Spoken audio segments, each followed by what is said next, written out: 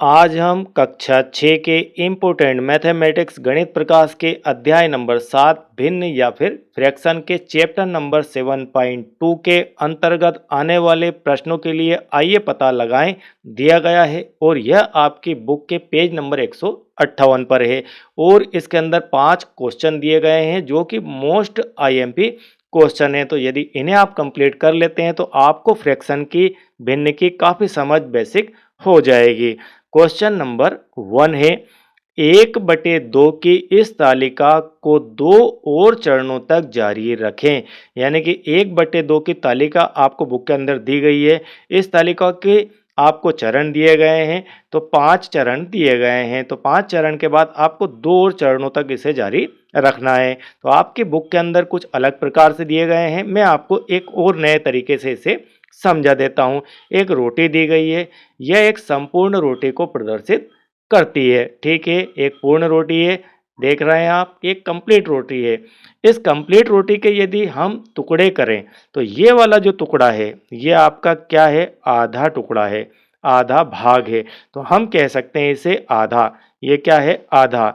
आधा बराबर हम लिख सकते हैं कि 1 गुना आधा। अब इसे समझ लीजिए एक बार में, 1 गुना आधा मतलब आधे का आधा जो भाग है वो कितनी बार है, तो आधा भाग यहाँ पर कितनी बार है, एक बार है।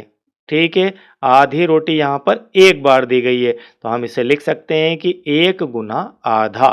ठीक है, तो आधे का 1 गुना, हम इसे ऐसा पढ़ सकते हैं। इसके बाद यहाँ पर देखें तो आपको 2 पार्ट दिखाई देते हैं रोटी के। आधी आधी रोटी कितनी बार है, 2 बार। तो 1/2 धन 1/2 बराबर 2 गुना आधा। यहाँ पर आधा कितनी बार है, तो आपका 2 बार है आधा। 2 बार क्या है, आधा है। आधा कितनी बार, 2 बार है। तो हम 2 गुना आधा लिख सकते हैं या आधे का 2 गुना भी पढ़ सकते हैं। इसी प्रकार से यहाँ पर आपको 3 बार दिया गया है, तो 1/2 धन 1/2 तो 3 गुना आधा, यानी कि आधे का 3 गुना। इसी प्रकार से यहाँ पर 4 बार है, तो यहाँ 1/2 कितनी बार है, 4 बार है। तो यानी कि 4 गुना आधा, या आप आधे का 4 गुना इसे समझ सकते हैं। इसके बाद यहाँ पर देखें तो 1, 2, 3, 4, 5, 5 बार क्या है, आधा आधा। तो हम इसे पाँचों को यदि जोड़ दें तब क्या होगा, 5 गुना आधा, यानी कि आधा कितनी बार है, तो 5 बार है। इसे ऐसा समझ सकते हैं, या फिर आधे का यह 5 गुना है। आधा आधा कितनी बार है, 5 बार है। तो हम इसे ऐसा भी समझ सकते हैं। अब यहाँ पर ब्लैक कलर में यदि आप देखें तो आधा कितनी बार है, यहाँ पर आधा है आपका 6 बार। तो हम इसे लिख सकते हैं 6 गुना आधा। तो आपको यहीं से बुक में बोला जा रहा है कि आपको जो दिया गया है 5 बार, उससे आगे बढ़ाना है आपको आधे को। तो 5 बार से आगे बढ़ाया तो 6 गुना आधा या आधे का 6 गुना। इसके बाद यहाँ पर 7 पार्ट दिए गए हैं आधे आधे के, तो हम इसे इस प्रकार से योग करके आपकी बुक में दिया गया है, देख सकते हैं। तो 7 गुना आधा या आधे का 7 गुना। तो इस प्रकार से हमने 2 और यहाँ पर नेक्स्ट सीक्वेंस में चरण को कंप्लीट कर लिया है। चलिए इसके बाद आपका यहाँ पर प्रश्न नंबर 2, क्या आप 1/4 के लिए समान तालिका बना सकते हैं। पिछली तालिका की तरह ही पूरी तालिका आपको 7 भाग वाली यहाँ पर 1/4 के लिए बनानी है।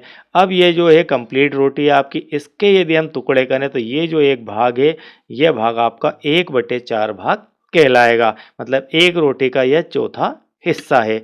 तो हम 1/4 यानी कि इसे क्या लिख सकते हैं कि 1 गुना 1/4 का, ठीक है, 1/4 का 1 गुना।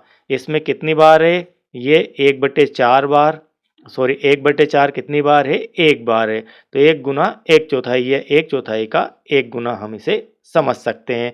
नेक्स्ट इसमें 1/4 कितनी बार है, 2 बार है। तो हम इसे लिख सकते हैं 2 गुना 1/4। 1/4 किसे पढ़ रहे हैं हम, 1/4 को। 1/4 का यहाँ पर अर्थ है 1/4 से। तो 1/4 कितनी बार है, 2 बार। तो दुगना 1/4 के, या फिर 1/4 का दुगना, यह वाला चित्र है।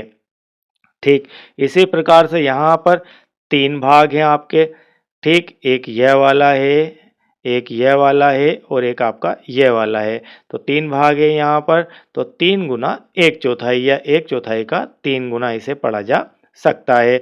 नेक्स्ट आपका यहाँ पर चार भाग बराबर हैं, तो 1/4 धन 1/4 धन 1/4 1/4, यानी कि 4 गुना एक चौथाई, तो एक चौथाई का 4 गुना इसे समझ सकते हैं। इसके अंदर 5 बार दिया गया है 1/4, तो 5 गुना एक चौथाई, इसको ऐसा लिखा जा सकता है।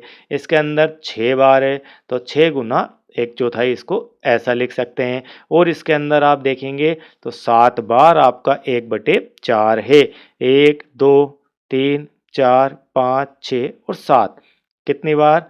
7 बार आपका 1/4 है, यानी कि 7 गुना एक चौथाई, तो एक चौथाई का 7 गुना इस प्रकार से लिखा जाएगा। चलिए इसके बाद प्रश्न नंबर 3, यह बिल्कुल मोस्ट आईएमपी क्वेश्चन है। ओके, ध्यान से समझ लीजिए, बहुत ही कॉन्सेप्चुअल बात है, यहाँ पर बात छोटी सी लेकिन बड़ी बात है। यहाँ पर एक पूर्ण भाग है, इस पूर्ण भाग को आप देखिए, यहाँ से ये कंप्लीट भाग है पूरा, हम इसे क्या मानेंगे? इसको मानेंगे एक पूर्ण भाग। कितना भाग? एक पूर्ण भाग है। कागज की पट्टी की सहायता से 1/3 बनाएं। क्या आप 1/6 बनाने में इसका उपयोग कर सकते हैं? तो आपको 1/3 और 1/6 बनाना है। इस एक पूर्ण भाग के हमें क्या करना है? 3 टुकड़े करना है। कितने? इसको चेंज करना है 1/3 में, यानी एक के कितने भाग? 3 भाग। एक पूर्ण के 3 बराबर भाग हमें करना है। ओके, एक पूर्ण के 3 बराबर भाग करना है, तो ये हमने 3 बराबर भाग कर दिए मोड़ने से।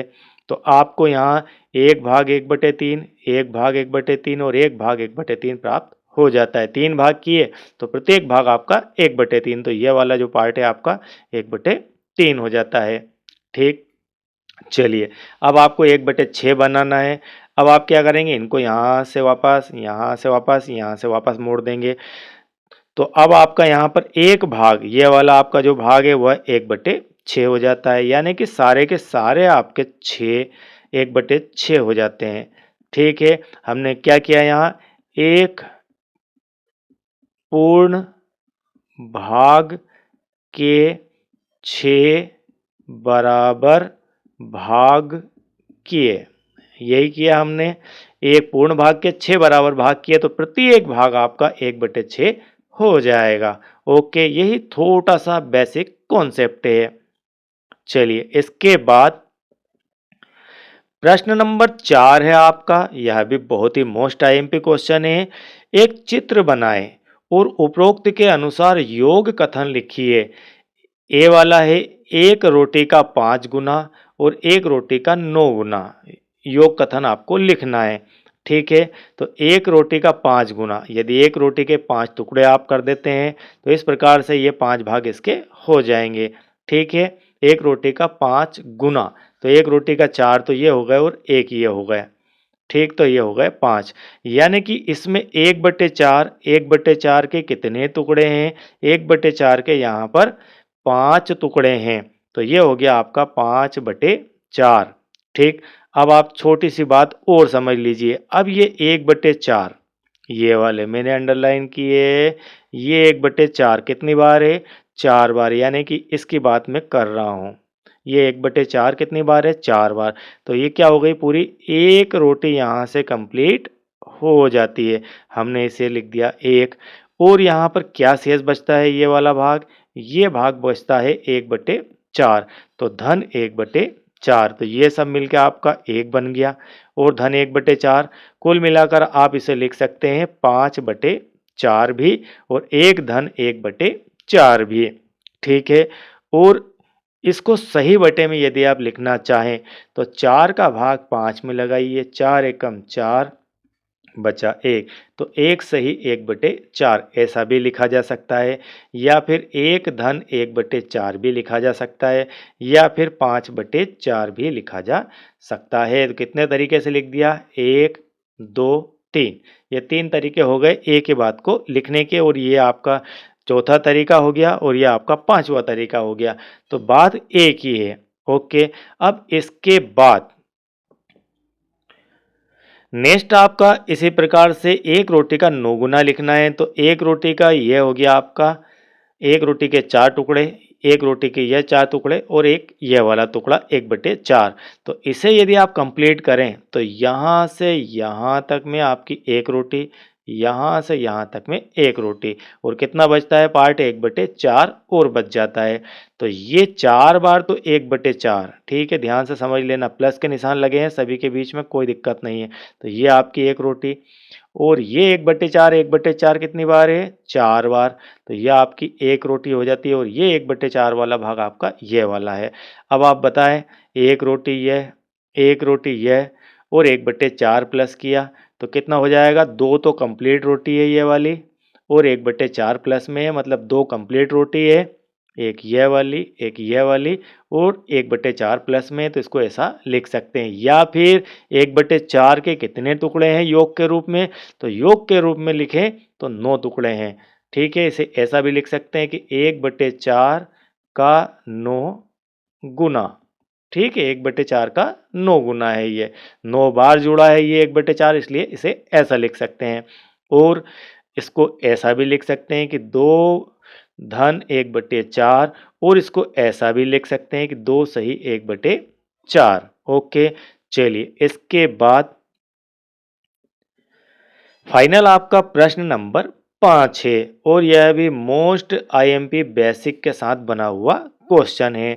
प्रत्येक भिन्नात्मक इकाई का सही चित्र के साथ जोड़ा बनाइए। यहाँ पर आपको 4 भिन्न दी गई है, कौन कौन सी, 1/3, 1/5, 1/8 और 1/6, यानी कि 1 के 6 भाग, 1 के 8वें भाग, 1 का 5वां भाग, 1 का तीसरा भाग, 3 बराबर टुकड़े किए, 5 किए, 8 किए और 6 किए। अब आप बताइए 1/3 से क्या मतलब है। 1/3 से मतलब है कि कोई 3 चीज़ है, ठीक है। इस प्रकार से आप इसे समझ लीजिए। मैं दूसरे शब्दों में पहले आपको बता देता हूँ। ये एक 3 बराबर भाग है, ठीक। इसमें से ये वाला जो भाग है ये क्या है, तो यह आपका हो गया 1/3 भाग। सभी 1/3 भाग है तो ये 1/3 भाग। अब आप बताइए इस प्रकार से कहाँ मिलन होता है इसका चित्र का। यहाँ पर आप देखेंगे ये वाला, तो इसमें कितने भाग दिए हैं, 1 2 3, 3 बराबर भागों में से एक भाग, तो आपका इसका पेयर इससे बन जाएगा ऐसा, ठीक है। तो 1/3 का पेयर ये वाला बन जाता है। अब आपका 1/5, तो 5 बराबर भाग कहाँ पर है, 1 2 3 4 5, इसमें से एक भाग, तो 5 का पेयर इसके साथ बन जाता है, इस प्रकार से 1/5 का। इसके बाद आपका 1/6, 6 भाग कहाँ पर है, तो 1 2 3 4 5 6, तो 1/6 का जो पेयर है वो यहाँ पर बन जाता है। अब बचा 1/8, तो 1/8 का जो पेयर है वो यहाँ पर बन जाता है इस प्रकार से। तो ये आपके यहाँ पर कंप्लीट पेयर बनाकर आंसर में दिए गए हैं, तो ये आपका फाइनल आंसर हो जाता है। आई होप कि यह पार्ट आपको बिल्कुल क्लियर समझ में आ गया होगा। और यदि आप चैनल के साथ नए हैं, मुझे पहली बार देख रहे हैं, सुन रहे हैं, और आपने चैनल को अब तक सब्सक्राइब नहीं किया है तो चैनल को सब्सक्राइब कीजिए। वीडियो बेहतर लगता है तो लाइक कीजिए, और समस्त गणित प्रकाश के वीडियोस देखने के लिए, पिछला पार्ट देखने के लिए प्लेलिस्ट की लिंक नीचे डिस्क्रिप्शन में दी गई है, वहाँ से आप बेहतर तरीके से पूरा मैथमेटिक्स वॉच कर सकते हैं। Thank you very much.